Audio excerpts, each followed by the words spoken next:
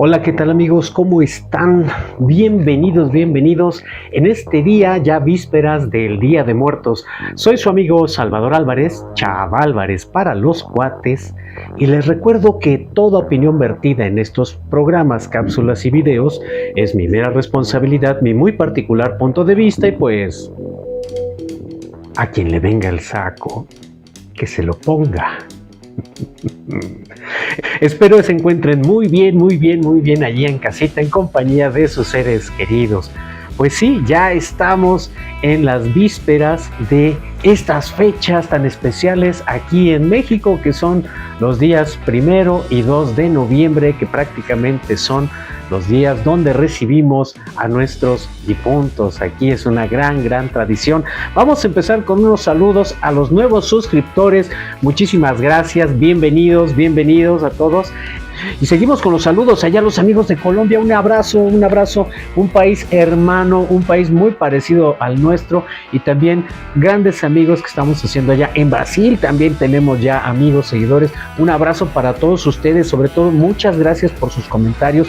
Gracias, realmente son un aliciente para seguir adelante allá en el bellísimo estado de la eterna brincadera, primavera, Cuernavaca. Un saludote para todos los amigos y amigas que nos están viendo allá. También un abrazo en especial a un gran compositor, un gran artista, también pedagogo, que es ni más ni menos que el maestro Félix Bailón. Es un gran artista. Visiten su página, visiten y vean el trabajo tan fuerte, tan importante que el maestro Félix hace con sus composiciones, y sobre todo este maravilloso grupo que se llama La Botarga.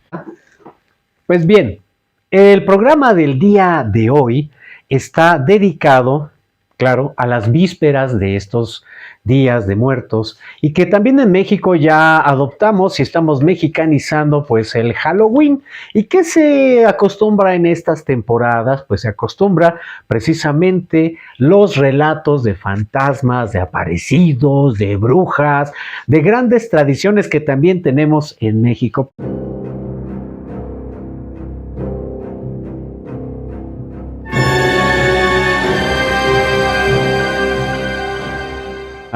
Al recordar a nuestros muertos, claro que no podemos dejar de asociar que hay otro mundo, hay un más allá, y no solo nada más de la cultura judeocristiana, sino también las culturas prehispánicas, las culturas orientales, tienden a recordar a nuestros seres queridos. Siempre tendemos a pensar que hay un más allá.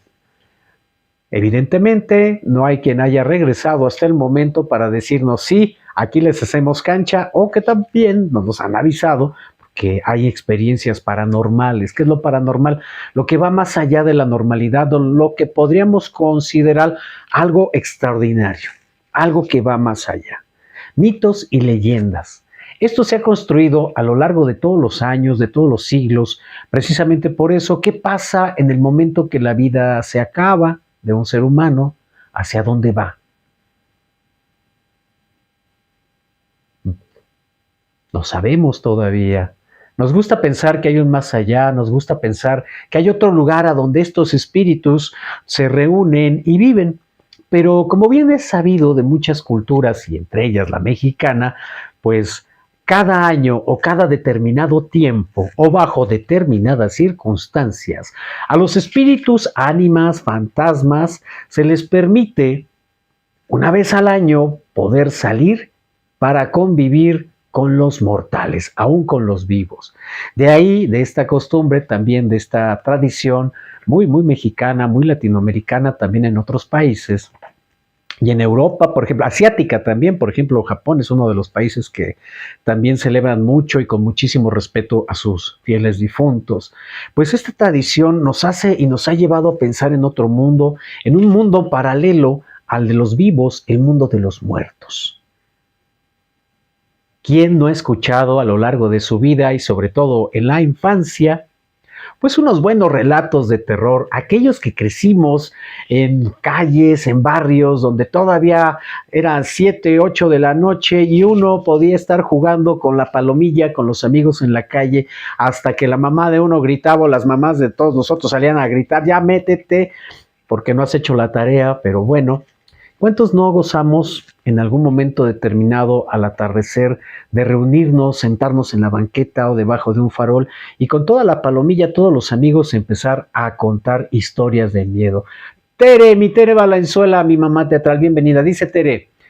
Y los pobres difuntos regresan al más allá con resaca, indigestión, sí, porque ahí sí nos tenemos que pulir totalmente, regresan con una, pues con una grata experiencia de haber compartido todo lo que le pone uno a los difuntos, ¿verdad? Todos los guisados. O sea, que vayamos haciendo planes, ¿verdad? A ver qué nos gustaría que nos pusieran en una ofrenda. Pero hablando de estos mitos y relatos, yo recuerdo muchos, al igual que ustedes, y los vamos a compartir en este programa este día. Está dedicado a eso, a hablar de los mitos, de las leyendas que nosotros hemos escuchado y que hemos difundido.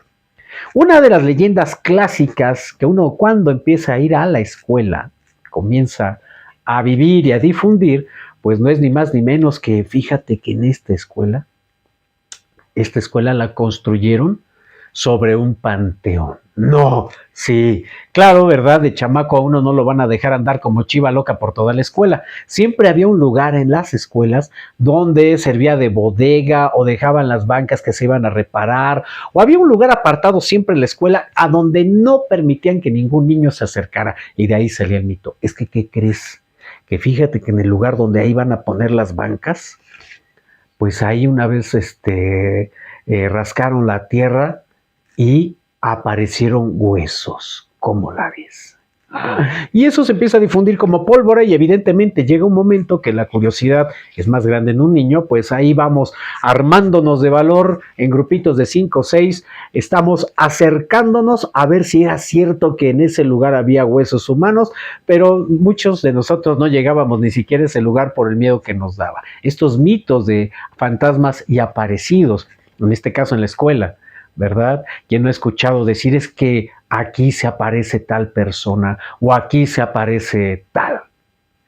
Para los actores es muy usual, por ejemplo, un dicho que conocemos muchos, que es cada teatro tiene su fantasma, y no lo decimos nada más los actores, lo decimos también los técnicos.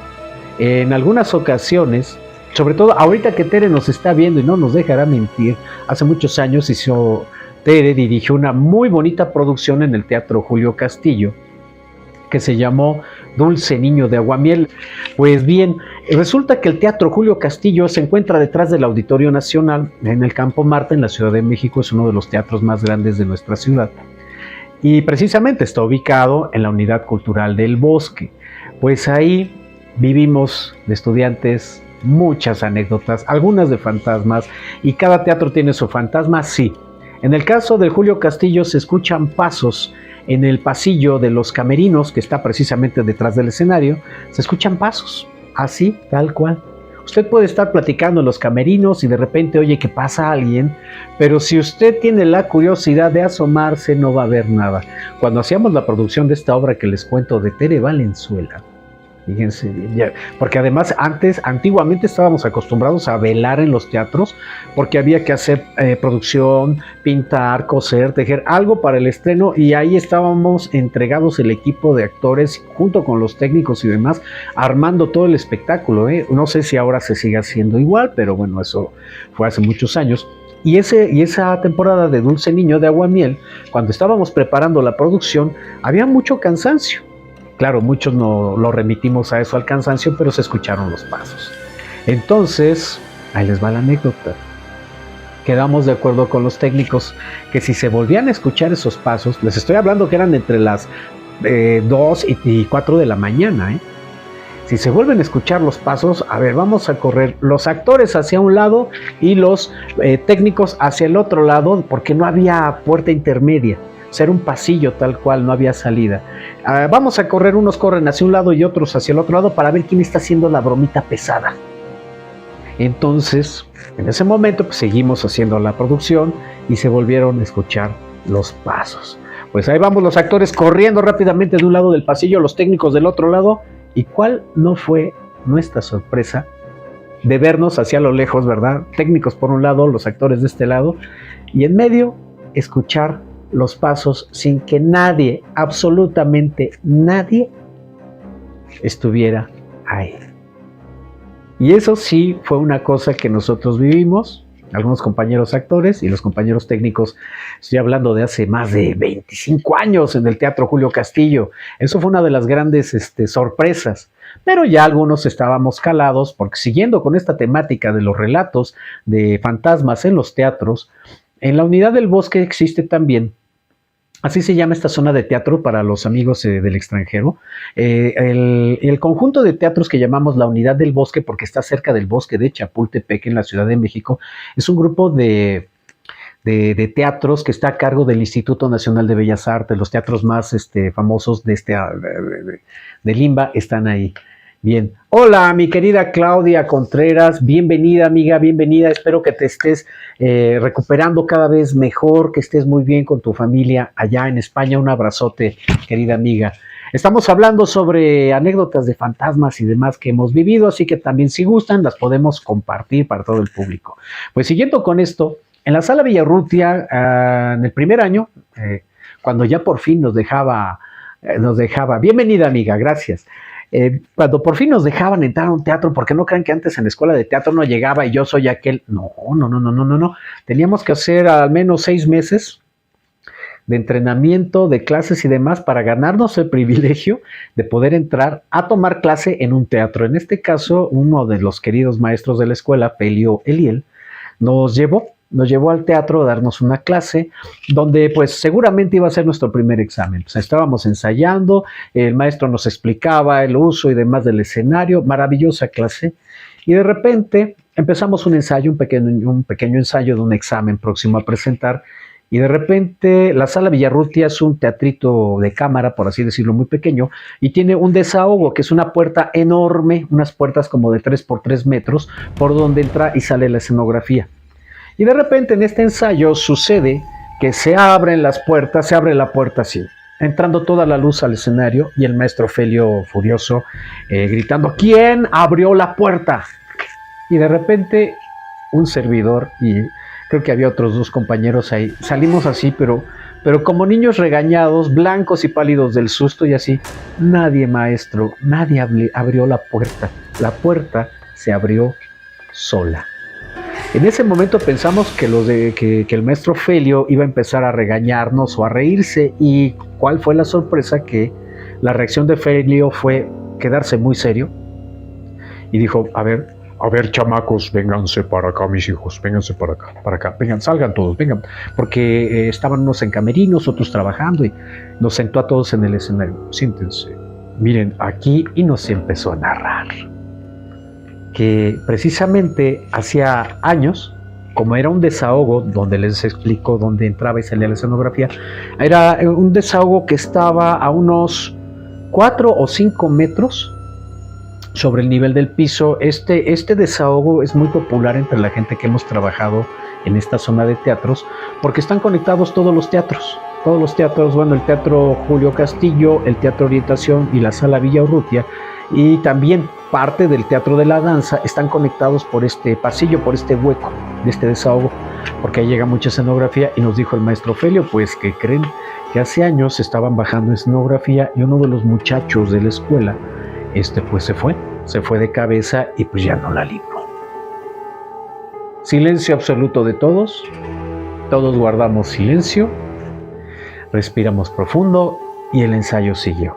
Pero ya con esta anécdota les quiero decir una cosa, queridos amigos, queridas amigas, que nadie, absolutamente nadie, quería ser el último en salir después de una clase en el Teatro Villaurrutia. Siempre era que el último apagaba la luz.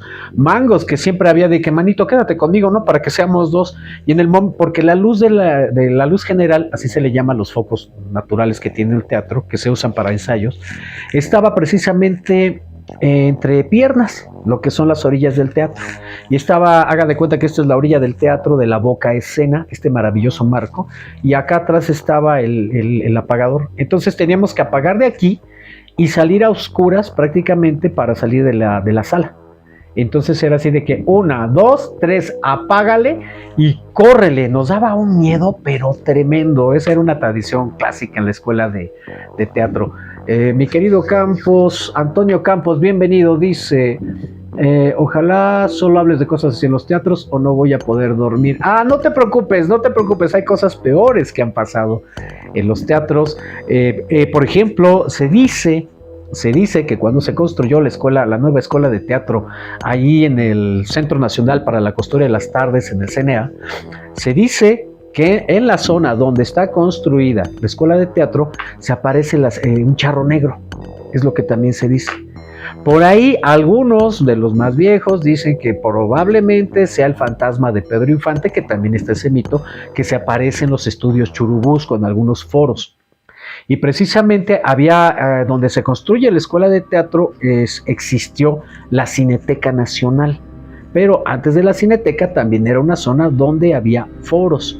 Es decir, que se quitó todos esos foros, se quitaron y se construyeron estas escuelas, y entre ellas la escuela de teatro. Y sí, es lo que dicen. También no me dejará mentir mi querido amigo David, que él es jefe de foro, fue jefe de foro del Salvador Novo. Yo creo que todavía sigue trabajando ahí David. Y es el mito que se escucha o que se ha comentado, que sí, de repente los técnicos al desmontar o montar alguna escenografía han visto la silueta de un charro negro que se aparece ahí en el foro Salvador Novo, o de repente en el López Mancera, que es otro foro más pequeño, se aparece un charro vestido de negro. Es lo que se cuenta. Nos quedamos a velar, creo, alguna ocasión en el Novo, creo que sí, haciendo escenografía para Edipo Rey, no me acuerdo qué obra era. Y pues bueno, ya con esos mitos, en serio, estar en un teatro vacío después de la función, déjenme comentarles que es una vibra pero muy fuerte.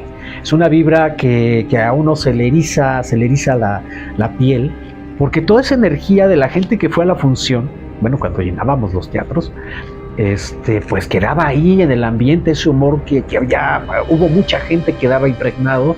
Y créanme que uno se paraba en el escenario con las luces apagadas y es una sensación de adrenalina, de miedo, de incertidumbre. Vaya usted a saber que nos mueve mucho. Y es algo impresionante. El día que puedan, si los dejan, háganlo y van a ver que no les miento.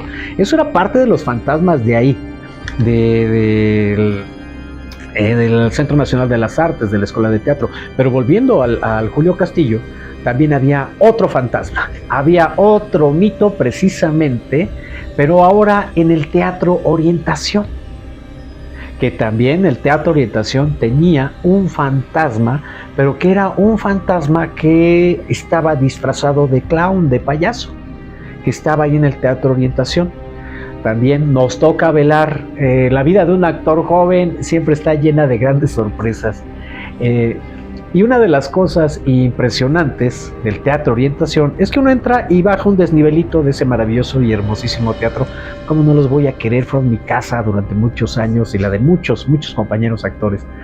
Y precisamente había una barra tipo restaurante, donde se vendían dulces o se venden todavía dulces y bebidas en los intermedios o previo o al final de las funciones.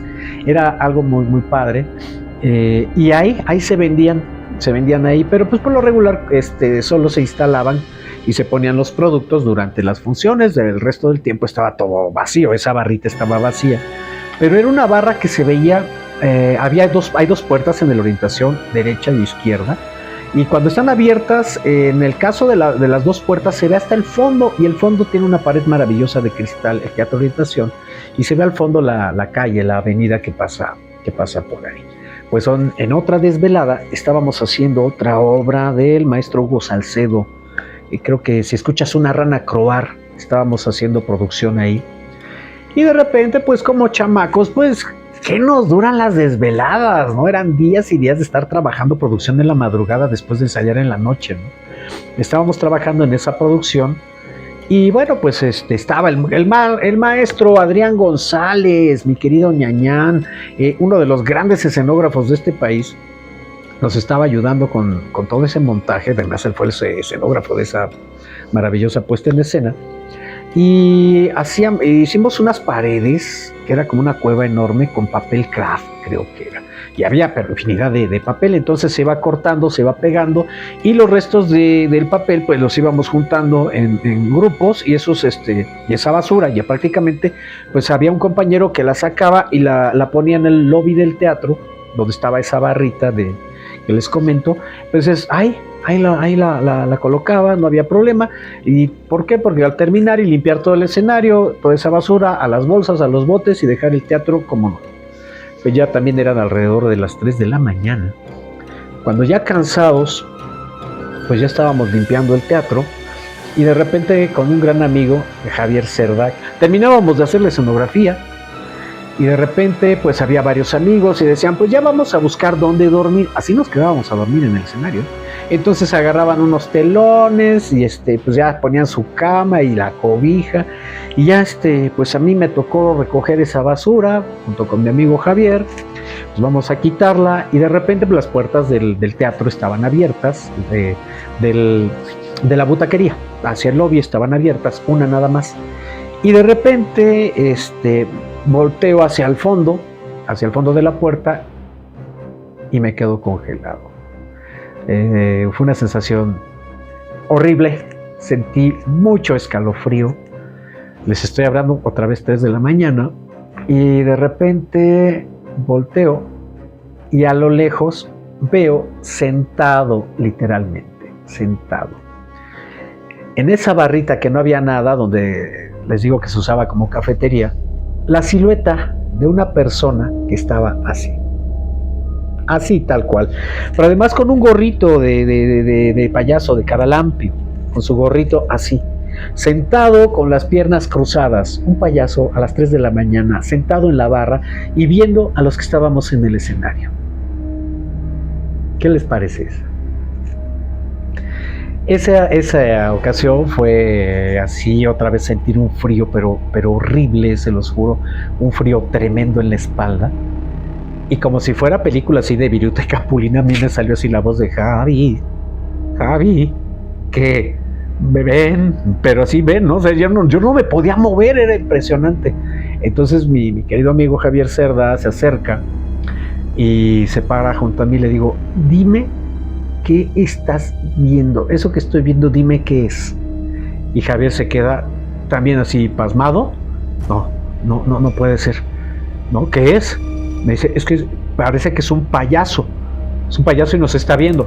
Ya estábamos en la paranoia los dos, no sé, es que vamos a ver qué es, y nada más estábamos los dos, no sé por qué, creo que el resto del equipo se había ido a comprar tacos, y estábamos así, pero poquito nos faltó para así de, manito, te abrazo, ¿no? O sea, un miedo horrible, pero ¿qué hacemos?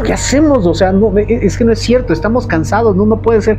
Y le decía a Javier, a ver, descríbemelo, por favor, y lo describía de la forma en que yo lo estaba viendo, cosa que era entonces clarísimo que los dos estábamos viendo lo mismo. Pues de repente, ¿qué hacemos, Javi? No, pero es un país, pero no se movía. Lo impresionante es que la silueta estaba así y no se movía, no se movía. Y sí era una silueta humana lo que estábamos viendo, y le digo, ¿pero qué hacemos? Anteriormente, pues no teníamos tanto problema de que te fueran a asaltar o a robar, a hacer algo, no. Como que sí se daba más miedo por el horror paranormal. y de repente, pues Javi, mira, aquí hay unos palos, agárrate esa escoba y yo este trapeador y vamos a acercarnos, ¿no? Así como caricatura, ¿no? Pues sí, vamos, y primero así empezamos a hablar, hey, buenas noches, hey, oye, ¿quién eres? O ¿qué deseas? ¿Qué necesitas, no? No, si nos hubiera hablado se nos caen los calzones, literalmente, literalmente. Y de repente fue de que pues vamos a acercarnos, Javi, vamos, ándale. Y mi buen amigo Javier, como siempre, pues dejó que yo fuera adelante y él atrás. Y ahí veníamos armados imagínense con una escoba y un trapeador, qué maravilla, ¿no? De armas teníamos. Y de repente le digo a Javi, híjole, es que sí, no, Javi, le digo, es que sí es un payaso el que está sentado ahí, ¿no? Y nos íbamos acercando poco a poco, en serio, cada que nos acercábamos, no les miento, sentíamos así, bueno, yo sentía la sangre helada, literalmente. Pues llegó un momento en que ya vimos así, nos fuimos acercando, y la sorpresa fue que la basura que habíamos sacado se puso de tal forma que con las sombras y las luces de la calle pues daba la apariencia de una persona sentada, y ya cuando nos acercamos y todavía la movíamos así con la escoba y el trapeador, a ver, Javi, no vaya a hacer otra cosa fea,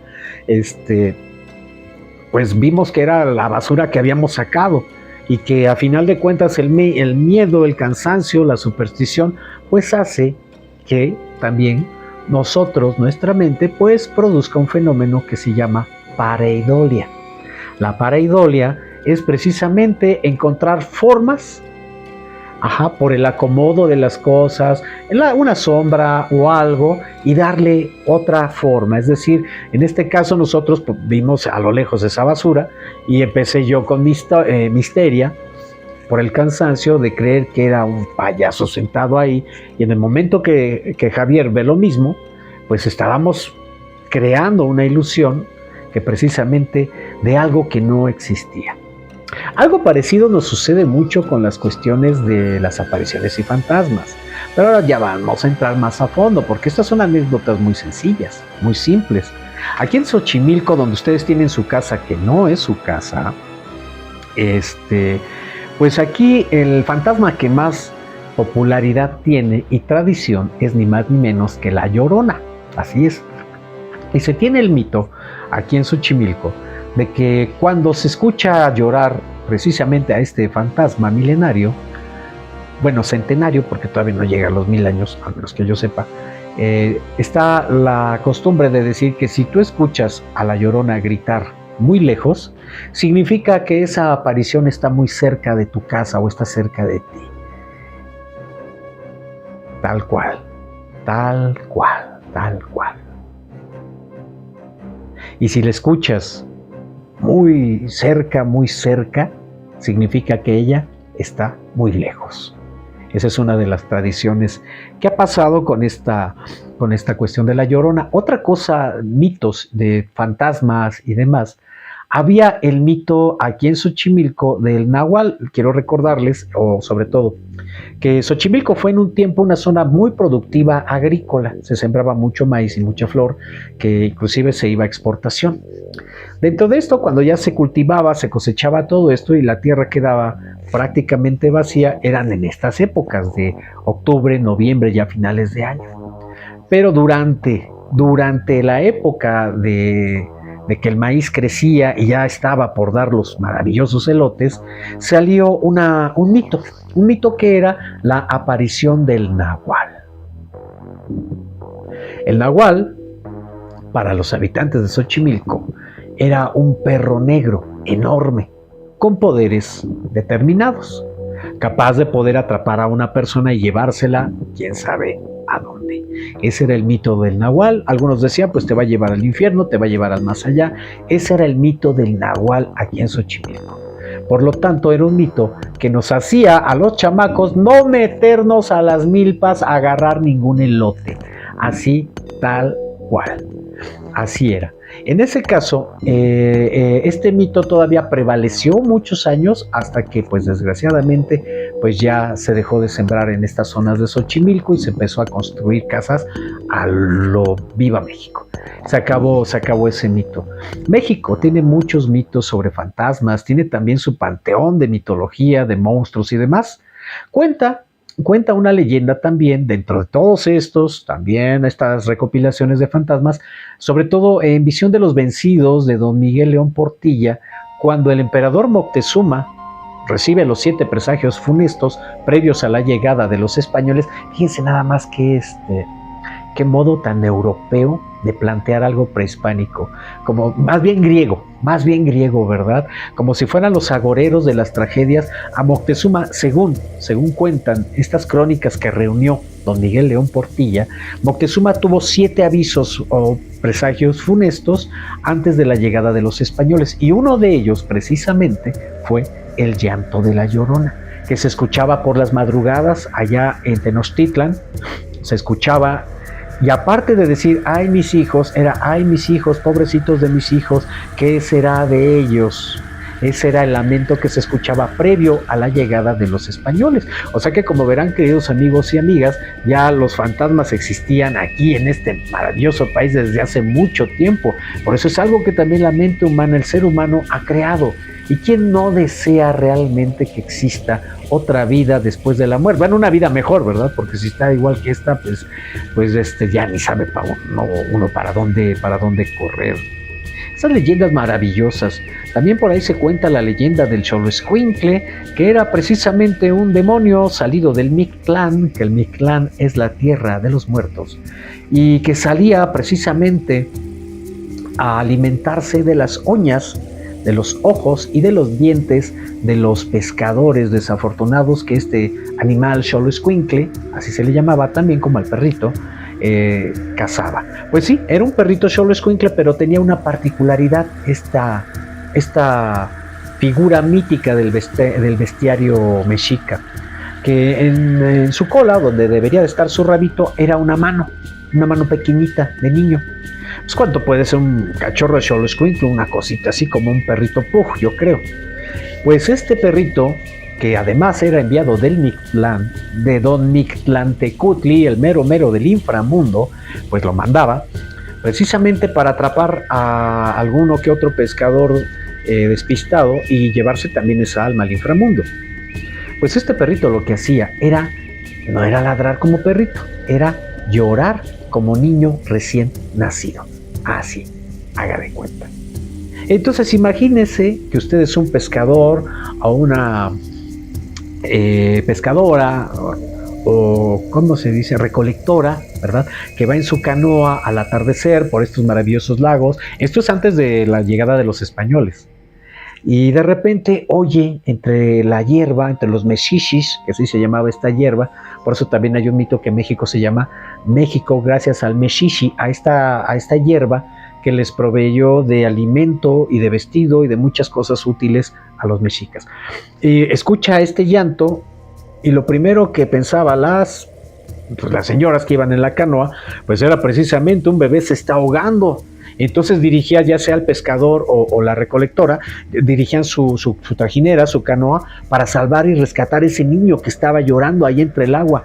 Y de repente, ¿cuál era su sorpresa? Que veían salir del agua, pues una manita de niño. Entonces ellos, por ayudarlo, agarraban esa manita para sacar al supuesto niño del agua, y lo que resultaba era que ese perrito, el Xoloitzcuintle, atrapaba la mano de la persona que quería ayudarlo y lo sumergía hasta el fondo del lago, hasta lograr ahogarlo y poder saciar su hambre comiéndose sus ojos, las uñas y los dientes.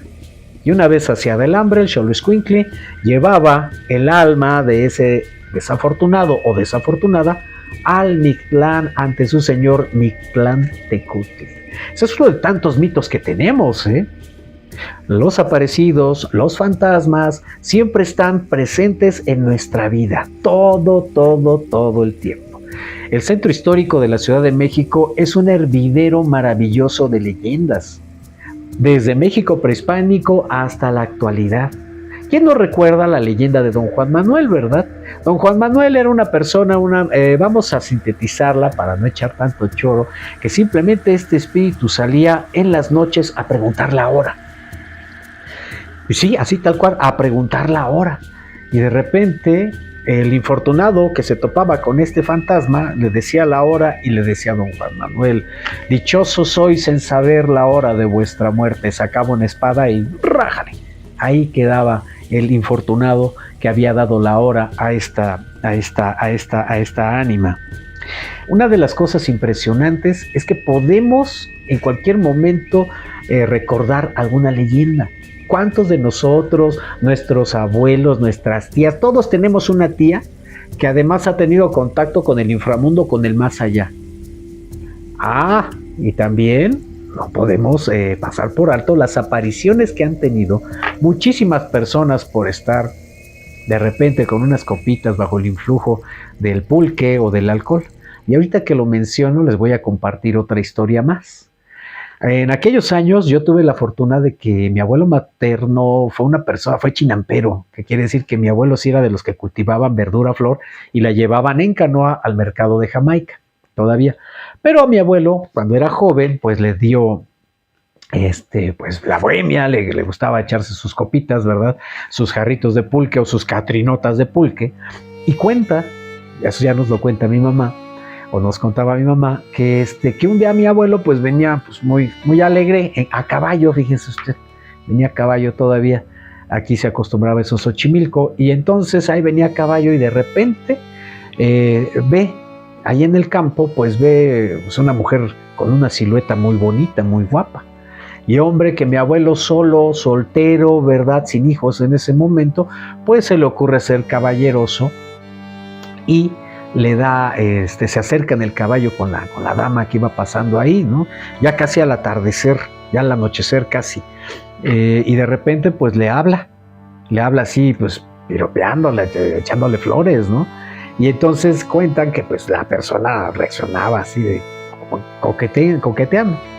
Total, que para no hacerles el cuento largo, pues resulta que mi abuelo le dice que la lleva a su casa y ella siente con la cabeza. Pues en ese momento la sube, la trepa, como decimos vulgarmente, la trepa en ancas del caballo atrás de él, y ya venía mi abuelo, pero feliz, porque dijo, pues ya pegué chicle, ¿verdad? Ya la hice, ya pegó chicle el galán, y de repente, ¿cuál no fue su sorpresa? Cuentan que el aire empezó a soplar un poquito fuerte, y entonces mi abuelo quiso aprovechar esa ventisquita que se hacía, pues para ver las piernas de la damita que había subido a su caballo, y cuál no fue su sorpresa, que al voltear, en vez de piernas, lo que él ve es una pierna de gallo y una pata de cabra.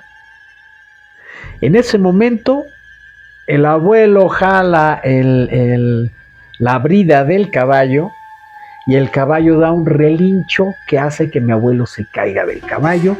De repente se recupera, voltea para todos lados, no ve a esta persona, no la ve, estando en despoblado. ¿Cómo la ve? Cosas raras, ¿verdad? La mente puede producir cosas maravillosas, pero todos hemos tenido alguna experiencia paranormal. Algunos por nuestras creencias, otros por mitos, otros por costumbre, otros por mera suerte y coincidencia, como lo menciono, se han topado. Otra de estas experiencias paranormales, o raras, por así decirlo, fue hace muchos años. Yo tuve la fortuna de estar trabajando allá en la Sierra Gorda de Querétaro, en un bellísimo municipio que se llama Conca. Es un lugar hermosísimo que yo les recomiendo que visiten.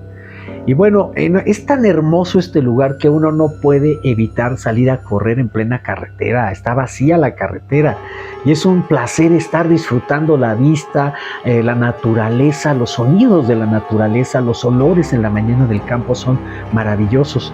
Y ahí les va otra experiencia. Pues en esa ocasión, pues salgo, me levanto temprano, me pongo mis tenis, el short, vamos a correr por la carretera, maravilloso. Entonces paso, para llegar de donde nosotros hacíamos un show en un hotel temático, estaba unos 5 kilómetros, yo creo que de donde estaba el pueblito que se llama Conca. Así se llama, Conca, no Conca, no, Conca, así se llama. Y es famoso porque hay una de las más importantes misiones franciscanas que se erigieron ahí previo a la independencia de México. Y bueno, pues ahí iba yo corriendo, maravilloso, ¿verdad? Llenándote de oxígeno, muy padre.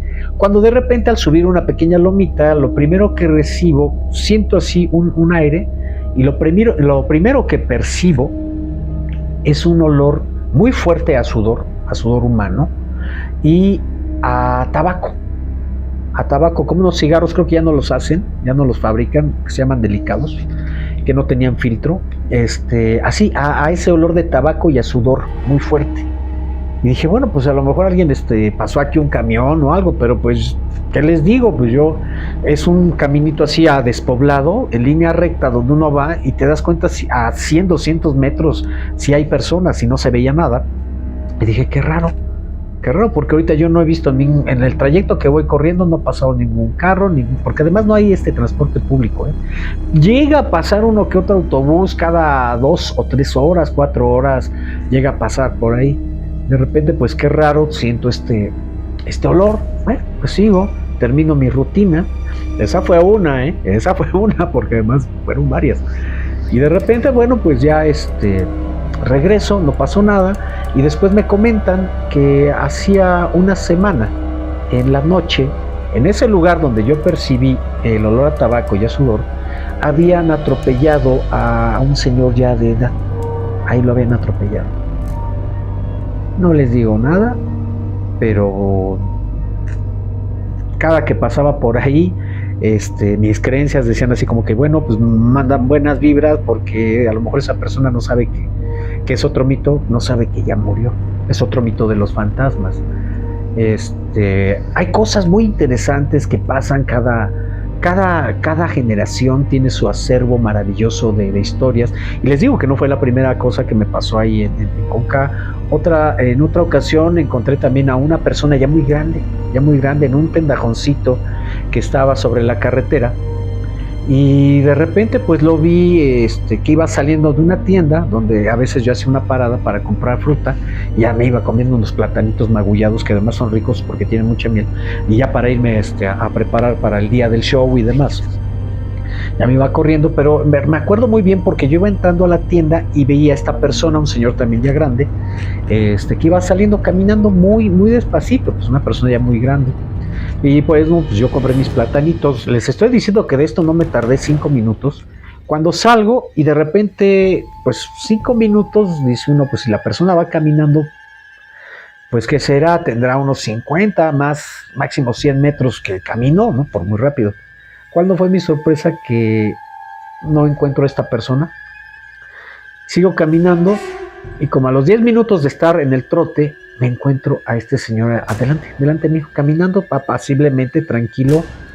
Yo ya no quise averiguar, ya no quise saber más, pero pues no dejé de correr en las mañanas. Y miren que eso pasaba durante el día, para que también no vean que nada más espantan, por así decirlo, no espantan nada más en la noche. Dice mi querido Antonio Campos, dice: en el pueblo de mi abuelo se contaba lo del charro negro, pero que te ofrecía oro o fortuna, se te acercaba de noche y a caballo salía de noche. La leyenda dice que los que aceptaban, que los que aceptaban no amanecían, no amanecían. Se supone que mi abuelo le hizo el feo y por eso sí pudo llegar a casa. Y qué bueno que tu abuelo le hizo el feo, porque si no, pues no hubieras llegado a este planeta, ¿no? Pero sí, fíjate esto que cuenta, los fantasmas que ofrecen algo. Los fantasmas que van a ofrecer algo a cambio de algo, ¿verdad? De ahí viene también este mito que existe en México, el Día de la Santa Cruz, que es el 3 de mayo. Aquí en México, amigos del extranjero, celebramos mucho ese día porque está dedicado a los señores de la construcción, a los amigos albañiles, que gracias a ellos muchos, si no es la mayoría, tenemos un techo donde cobijarnos gracias a ellos. Y se les festeja con bombo y platillos, es unas fiestononas así tremendas. Y se tiene la costumbre de, en la obra que están construyendo, poner una cruz adornada y bendecida para que esa construcción prevalezca y no se derrumbe. Pues bien, la víspera del día 3 de mayo, Día del Albañil, se dice que aparecen luces en la noche y que esas luces van a aparecer en lugares muy específicos donde alguien o algo, vaya usted a saber, alguien ha enterrado dinero, prácticamente oro. Ese es el mito que hay. Entonces corría el mito de que el día 3, la víspera del 3 de mayo, pues estar al pendiente en la noche y donde fuera, donde apareciera esa llama, esa luz, se decía, o bueno, algunas tías y mi mamá lo contaba, que era, si lo llegan a ver, corran hacia donde está la luz, pero dejen algo ahí, marquen el lugar. Decía, marquen el lugar. Y nosotros, bueno, ¿y por qué? Porque si ustedes quieren sacar el dinero o el oro en ese momento, se va a volver carbón. Esa es una tradición y un mito que existe durante esa víspera. Y así sí es cierto, hay muchos mitos. Hay un mito hermosísimo, ahorita que estoy hablando de Conca, que precisamente durante la época de la cofradía, que era un grupo de españoles que se dedicaron a explotar las minas de la región, casi hasta Real de 14, pues estaba el mito de un tipo muy, pues una persona muy, muy cruel con los naturales, con los indígenas, los indios Pame, de ahí de la zona de la Sierra Gorda de Querétaro, y que cuenta la leyenda que un indio Pame se enamora de la hija de uno de estos caciques. Y al estar enamorados, pues esta chica pues va a tener un hijo de él, cosa que el capitán, así le decían a este hombre tan cruel, que el capitán cuando se entera, se enoja tanto que manda azotar a esta persona que embarazó a la hija, pues hasta matarla. Y no solo eso, esperó en su crueldad infinita de este tipo, que tiene ahí varias leyendas en Conca, esperó a que naciera su nieto. ¿Y cuál es la tragedia tan tremenda? Que cuando nace le quita de brazos de su madre al bebé y lleva al niño a enterrarlo para desaparecer ese linaje de la sangre. Una leyenda tremenda, muy, muy, muy fuerte. Y cuando pasa esto, el capitán decide aprovechar que va a enterrar a ese niño, decide enterrar junto con ese bebé un tesoro.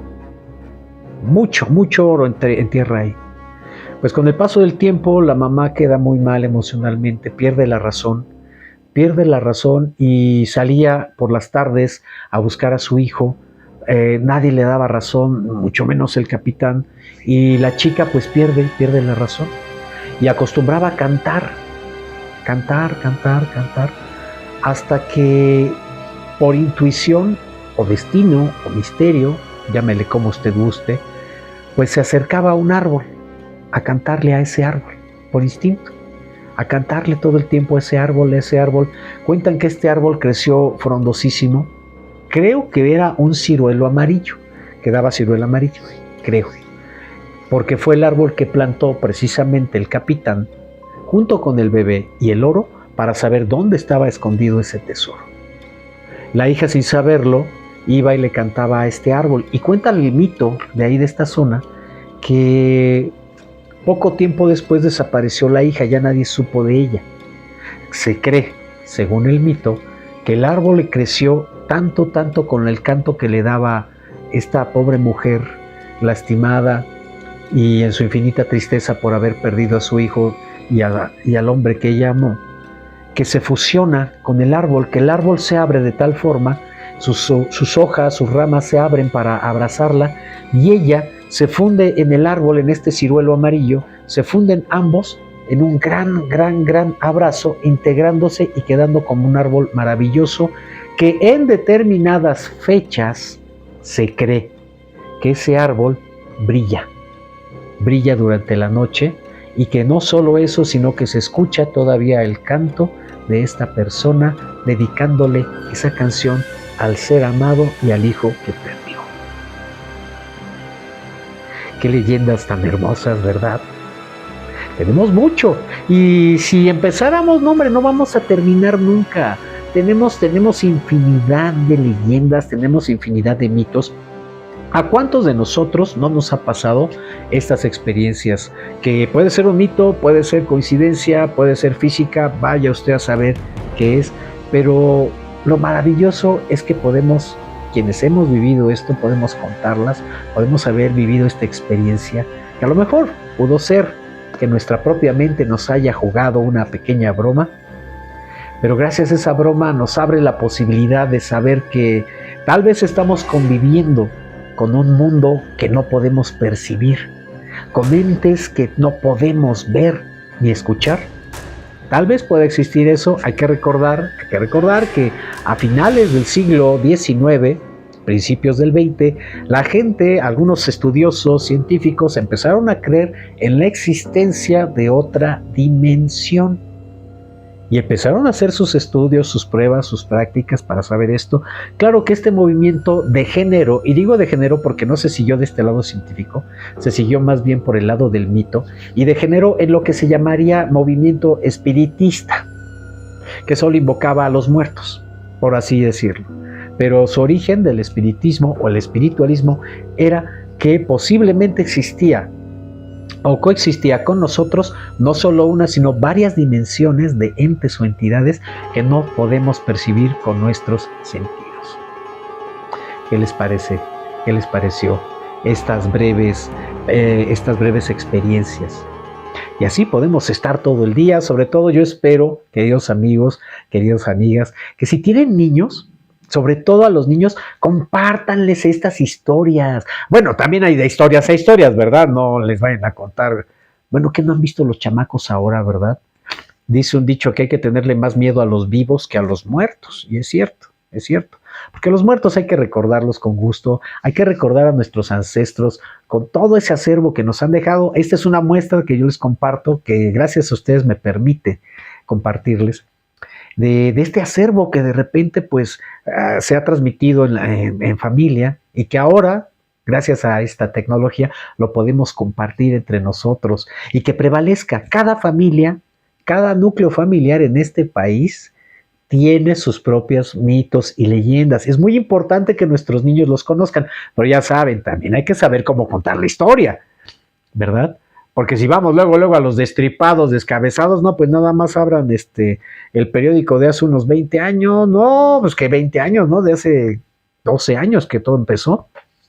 Pero no estamos para hablar de esas cosas, sino simplemente para poder compartir algo en estas vísperas de Día de Muertos, algo más. Cualquier duda, comentario, yo los invito a que lo sigamos compartiendo en Chaválvarez, a YouTube, así es, ahí. ¿Por qué? Porque ya saben que ahí tenemos tutoriales, los invito a visitar el canal. Tenemos temas de distintos gustos también, tenemos crítica social y un poquito de humor. Pues sí, ya nos vamos acercando al final de este programa, del cual nuevamente yo les agradezco su paciencia para poder compartirlo. Si les gustó, ya saben, suscríbanse, Chaválvarez, y píntenme un dedo, que sea ¿sí? Y compartan el programa. Si les gustó, compártanlo. Compartan también, por favor, sus anécdotas con los niños. Es bien importante que los niños sigan desarrollando la imaginación. Ajá. Y sobre todo, disfrutar también con nuestros seres queridos que nos van a venir a visitar este 1 y 2 de noviembre, pues darle lo mejor de nosotros. Y qué mejor homenaje para ellos que ser felices. Y si no podemos ser felices, pues simplemente vivir. Hay que vivir. Es el mejor homenaje que le podemos hacer a aquellos que no están en este plano físico y que han trascendido. Porque además, yo les voy a plantear esto, queridos amigos y amigas, y ahora sí me voy a tardar un poquito más, porque esto es bien importante y sí lo quiero compartir.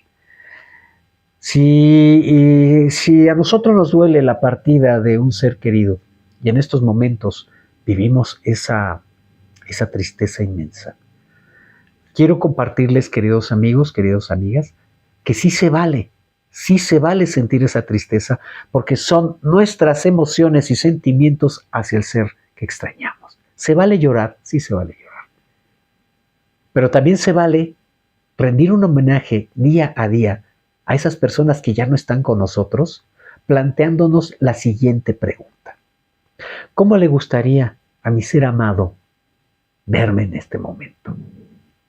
Si en este momento él viniera del más allá y me viera, ¿cómo le gustaría verme?